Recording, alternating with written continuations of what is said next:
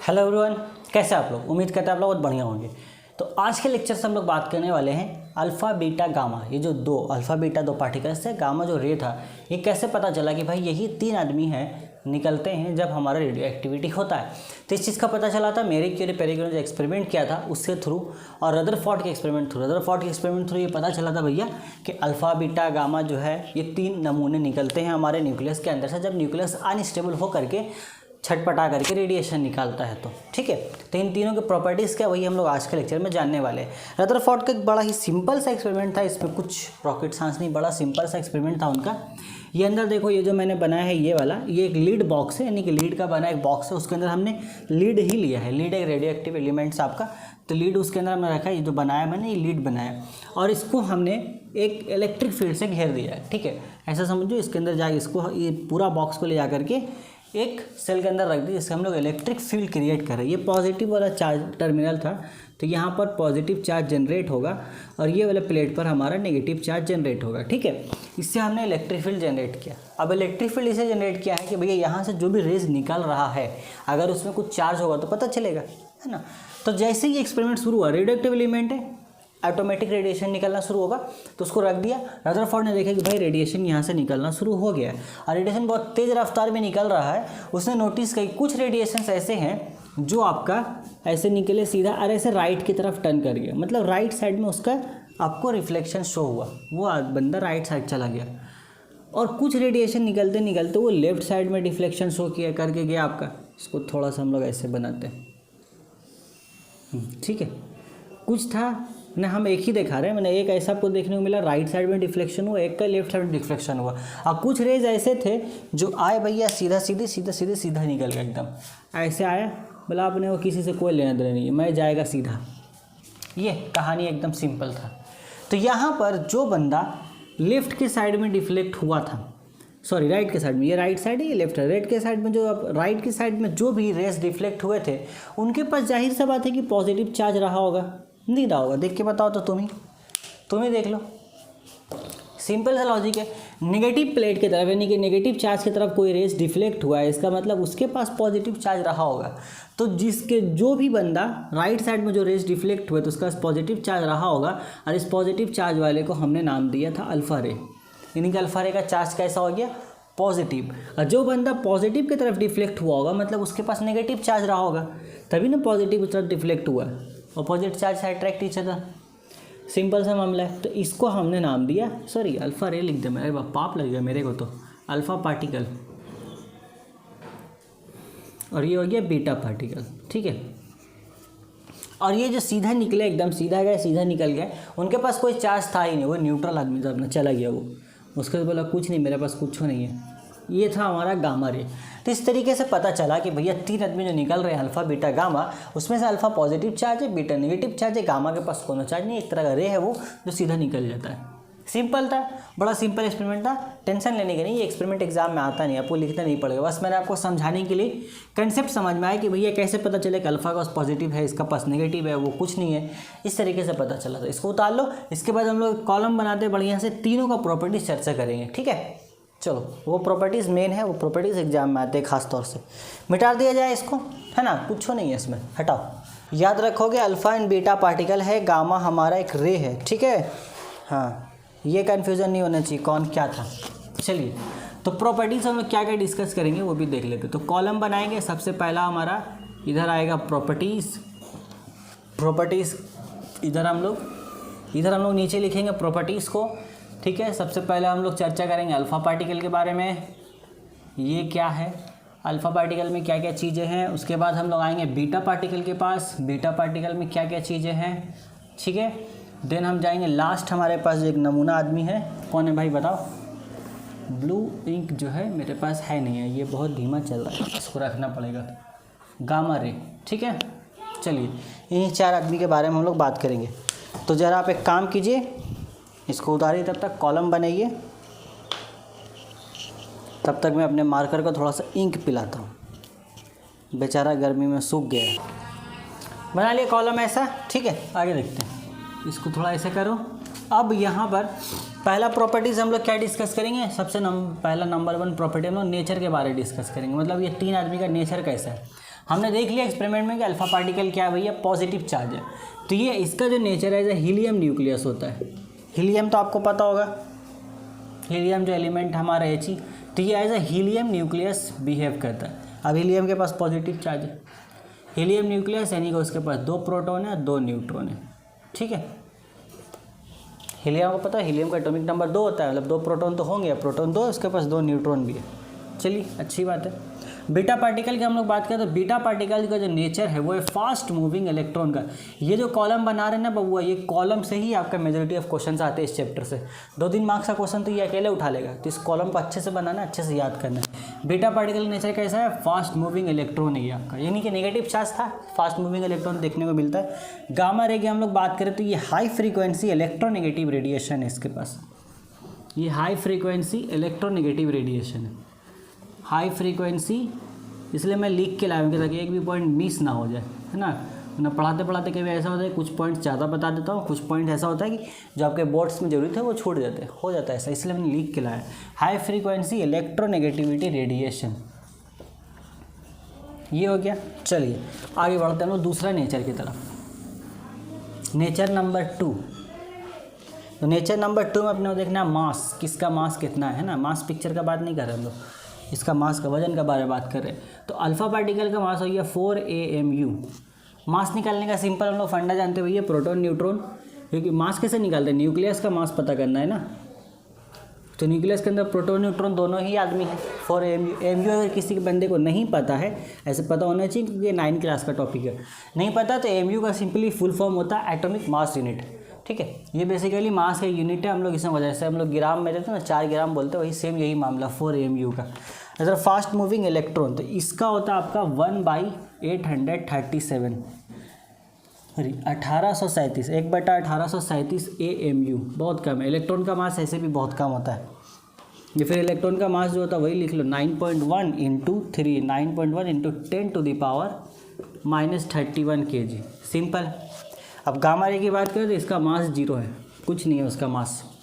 और जब मास 0 है इसका मतलब बहुत स्पीड भागेगा, ऑलमोस्ट लाइट का स्पीड टच कर देता है, लाइट का स्पीड का बराबर नहीं जाता लेकिन ऑलमोस्ट लाइट का स्पीड टच कर जाता है, बहुत स्पीड है। अगर गामा रे किसी के बदन से पार हो गया तो बचेगा नहीं। तीसरा प्रॉपर्टी हम लोग यहाँ देखेंगे चार्ज के बारे में। देखो तो चार्ज यहाँ पर प्रोटॉन के पास, सॉरी हीलियम के पास 2 प्रोटॉन है, बाहर सेल में 2 न्यूट्रॉन में 2 प्रोटॉन है, मतलब चार्ज कैसा हो गया 2 पॉजिटिव। इसका चार्ज हमारा होता है +2, एक प्रोटॉन का चार्ज प्लस ही, 2 प्रोटॉन का +2। ये फास्ट मूविंग इलेक्ट्रॉन है तो इसका चार्ज हमारा कैसा हो गया आपका -E, सिंपल सा फंडा है। और इसका चार्ज का बात करें तो इसका चार्ज 0 होता है, इसमें कोई चार्ज नहीं। तो आगे बढ़ते हैं हम लोग। देखो हमने चार्जेस तक डिस्कस कर लिया था ना, मास हमें देगा, चार्ज इसका 2E -E, उसका 0 होता है चार्ज, ना तो उसके पास मास है ना चार्ज है, दोनों ही खत्म। स्पीड की बात करते हैं तो हम लोग यहाँ पर स्पीड जो है लाइट के कंपैरिजन में लिख रहे हैं। तो इसका जो स्पीड होता है अल्फा पार्टिकल का 5 से 10% होता है of the speed of the light.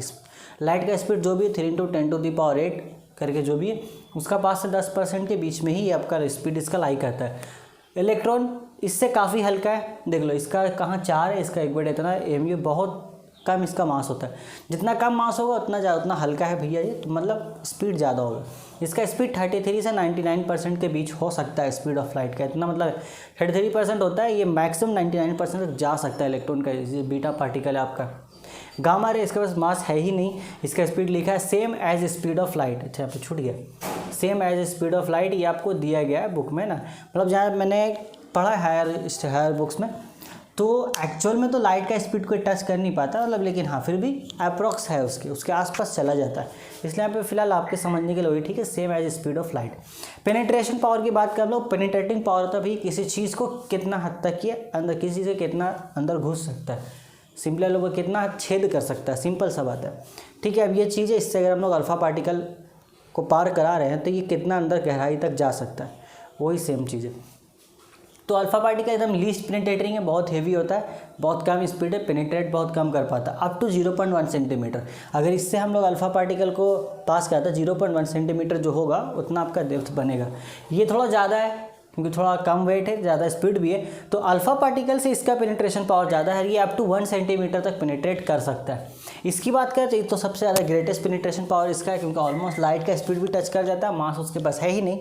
100 centimetre तक ये आपका पेनिट्रेट कर सकता है, यानी किसी ह्यूमन बॉडी को अगर हम लोग पास करा दें, ठीक है। ऐसा साइड का अगर लेंथ देखें तो ये वाला जो आपका है, अगर 100 सेंटीमीटर किसी का है, ठीक है, ऐसे उससे कम ही होगा। साइड का हम लोग बात कर रहे हैं हाथ वगैरह, तो ये हाथ को पार करके बाहर निकल सकता है, कोई इशू नहीं है इसको, कोई टेंशन वाली बात ही नहीं है। ये जो बॉडी का टिश्यू है आपका, वो अप टू 100 सेंटीमीटर तक पेनिट्रेट कर सकता है उसको, समझ लो। इसलिए गिराया, जब बॉम्ब में ज़्यादातर गामा रेस ही निकलता है, गामा रेस जब निकलते हैं तो वो ह्यूमंस की बॉडी को ऐसे ही पार करके निकल जाते हैं, तो बॉडी वैसे भी ख़त्म हो जाता है, ये मसला, ठीक है। इतना उतार लीजिए आप लोग। इसके बाद इसमें 2 और प्रॉपर्टीज़ है, एक तो है आपका आयोनाइजिंग पावर एंड लास्ट है इसमें इफेक्ट्स ऑफ इलेक्ट्रिक फील्ड।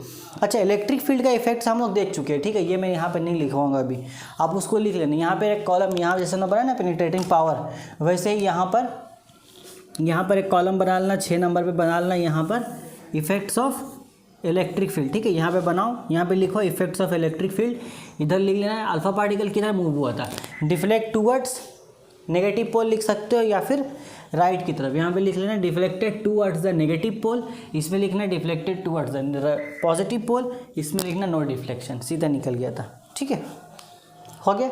बस एक प्रॉपर्टी जो मैं आपको इसमें करा देता हूँ, कहानी खत्म हो जाएगा। मिटा देते हैं इसको, ऊपर वाला सिर्फ एक ही हिस्सा मिटाते हैं नेचर का, वहीं पे हो जाएगा। आयोनाइजिंग पावर वहीं पे लिख देंगे आप लोग। चलिए देखिए, लास्ट आयोनाइजिंग पावर 6 नंबर हो गया ना, 7 नंबर लिख लेते हैं। आयोनाइजिंग पावर, आयोनाइज के माने क्या होता है बताओ तो? चार्ज ना, आयोनाइज होना मतलब चार्ज। आयोनाइजिंग पावर देखते हैं क्या है भैया। अगर आयोनाइजिंग पावर अभी नहीं समझ आ रहा तो कोई दिक्कत वाली बात नहीं, अभी थोड़ा उसको रिलैक्स रहने दो, उसको हम लोग समझ लेंगे। पीरियोडिक टेबल जब पढ़ेंगे तब वहाँ पे आयोनाइजेशन जब पढ़ेंगे तो आयोनाइजिंग पावर वहाँ पे अच्छे से समझ में आ जाएगी आपको। या फिर इतना याद रख लो किसका आयोनाइजिंग पावर कितना है। तो देखो, अल्फ़ा पार्टिकल का आयोनाइजिंग पावर सबसे ज़्यादा होता है, high ionizing power, have high ionising power, high ionising power, इसका आयोनाइजिंग पावर सबसे ज़्यादा है यहाँ पर, हैव हाई आयोनाइजिंग पावर। और इसका आयोनाइजिंग पावर जो है लो होता है अल्फ़ा पार्टिकल के मुकाबले में, have low ionising power, have low ionising power than alpha particle, have low ionising power, ठीक है। अल्फ़ा पार्टिकल से कम होता है, कितना कम होता है ये भैया? 1/100th, 1/100 होता है of that of alpha particle. यानी कि अल्फ़ा पार्टिकल का जो भी आयोनाइजिंग पावर होगा उसका 1/100 हिस्सा हम लोग निकालेंगे तो ये आपका बीटा पार्टिकल आयोनाइजिंग पावर, यानी कि 100 हिस्सा कम है। और इसकी अगर हम लोग बात कर लेते हैं इसका आयोनाइजिंग पावर का, तो इसका वेरी पुअर है, चार्ज ही नहीं है ना भैया। आयोनाइजिंग पावर सिंपली रिलेट करता है चार्ज से, जिसका चार्ज इतना ज़्यादा उतना ज़्यादा आयोनाइज वो कर सकता है। इसके पास इन तीनों में सबसे ज़्यादा चार्ज किसका है? इसका है। इसके पास आयोनाइजिंग पावर का ज़्यादा है, इसका चार्ज इसके मुकाबले में कम है, इसका आयोनाइजिंग पावर कम है। इसके पास चार्ज ही नहीं है तो इसके पास आयोनाइजिंग पावर होगा कहाँ से? अब इतना बता दो मेरे को। इसलिए हम लोग लिखते हैं have very poor, have very poor, बहुत गरीब है इस मामले में भैया ये, have very poor ionising power, ionising power. ये एक बहुत ही इम्पॉर्टेंट टॉपिक था हमारे चैप्टर का, इस चैप्टर का एक सेक्शन था जो हमने इसको पढ़ करके ख़त्म कर दिया। आई होप ये आपको क्लियर हुआ होगा अच्छे तरीके से। उतार लीजिए, सब उतार लीजिए। इसके बाद 1-2 क्वेश्चन हम लोग करते हैं, दिन आज के लेक्चर्स को हम लोग पैकअप करेंगे, ठीक है। मैंने पहले ही बोला आपको ज़्यादा बड़ा चैप्टर है नहीं ये, मुश्किल से 3 to 4 लेक्चर्स लगेंगे, मैक्सिमम गए तो 5 लेक्चर्स, वो भी छोटे छोटे सब, ये चैप्टर आपका ख़त्म हो जाएगा, ठीक। चलो इसको हटाते हैं एंड देन नेक्स्ट क्वेश्चन लिखो। क्वेश्चन लिखो, arrange alpha beta and gamma radiation, लिखो arrange alpha beta and gamma radiation according to penetrating power in ascending order. लिखो arrange alpha beta and gamma radiation according to penetrating power in ascending order and descending order, दोनों ही order में आपको बताना है, ascending order में भी और डिसेंडिंग ऑर्डर में भी। असेंडिंग ऑर्डर क्या होता है बताओ?